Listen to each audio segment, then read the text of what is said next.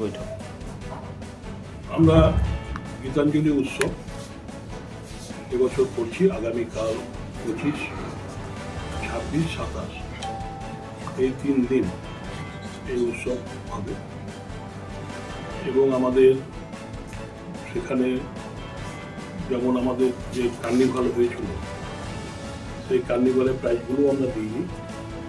ওই 26 তারিখে আমরা সেই কার্নিভালের প্রাইজগুলো দেবো।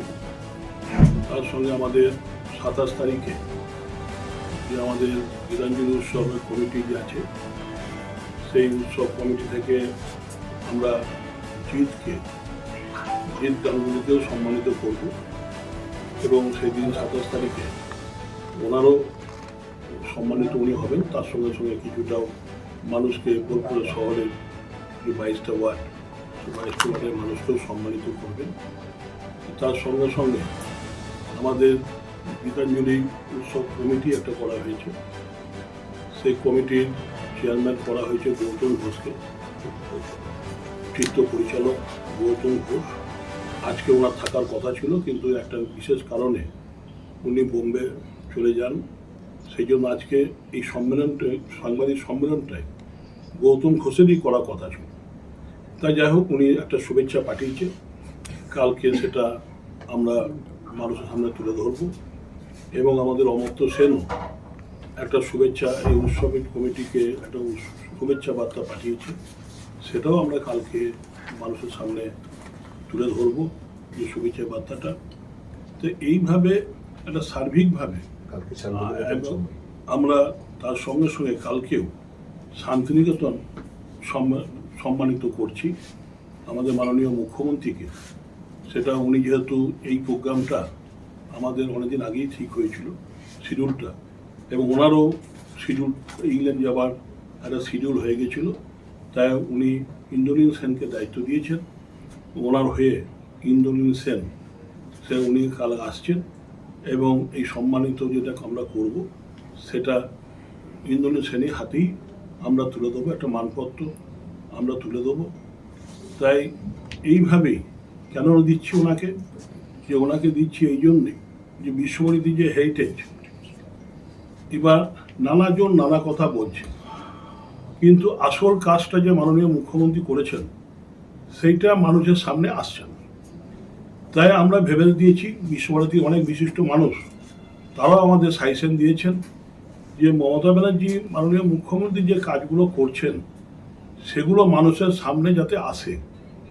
যেমন একটা বাইপাস রাস্তা, এই যে রাস্তা সেটা না করলে, প্রথমবার হেরিটেজ কমিটি এসেছিল তখন রাস্তা গোলমালে হেরিটেজটা বিশ্বভারতীকে দেয়নি, মানে মাননীয় মুখ্যমন্ত্রী জানতে পেরে সে রাস্তাটা করে দেন এবং তার করে দেওয়ার ফলে যে সেকেন্ডবার যখন হেরিটেজ টিম আসে তখন এই হেরিটেজ ঘোষণাটা করে।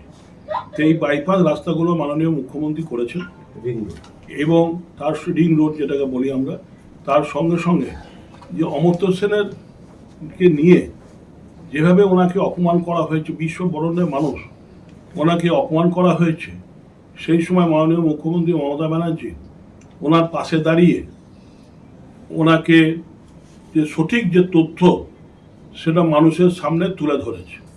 তাই বিশ্বভারতী সেই কেসে হেরে গেছে।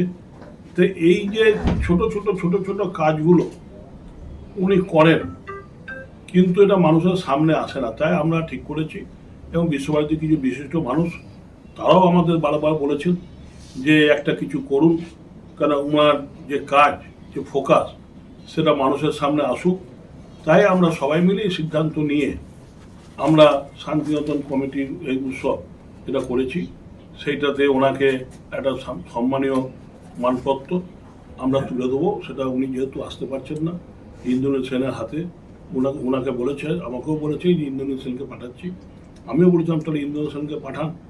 এবং কালকে যেটা হবে, ওনার যে লেখা গান, লেখা সুর দেওয়া যে গান, সেই গানের ওপর কালকে যে টিউনিংটা বাঁধা আছে, প্রতিটি গানই ওনার লেখা এবং ওনার সুর।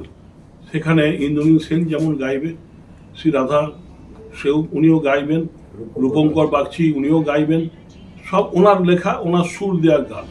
তো এই একটা প্রোগ্রাম আমরা যেটা ঠিক করেছিলাম, মাননীয় মুখ্যমন্ত্রী বলেছেন ঠিক আছে, এবং সেটা নিয়েই আমরা কালকে শুরু করছি, এবং পরশু দুদিন আরও দুটো প্রোগ্রাম আছে। এইভাবে বোলপুরের শহরের মানুষকে আমরা উপহার দিতে চাই, এবং তার সঙ্গে সঙ্গে যে আমাদের যে বার্তা মানুষের সামনে তুলে ধরতে চাই। সাধারণ মানুষের প্রবেশ অবাধ থাকছে? হ্যাঁ, এটা অবাধ, এখানে আর কোনো টিকিট নেই, সবার মানুষের জন্যই প্রবেশ অবাধ করা হয়েছে, এবং যে আগে আসবে সে আগে চেয়ার পাবে, সেই হিসেবে আমরা 5টা থেকে শুরু করছি।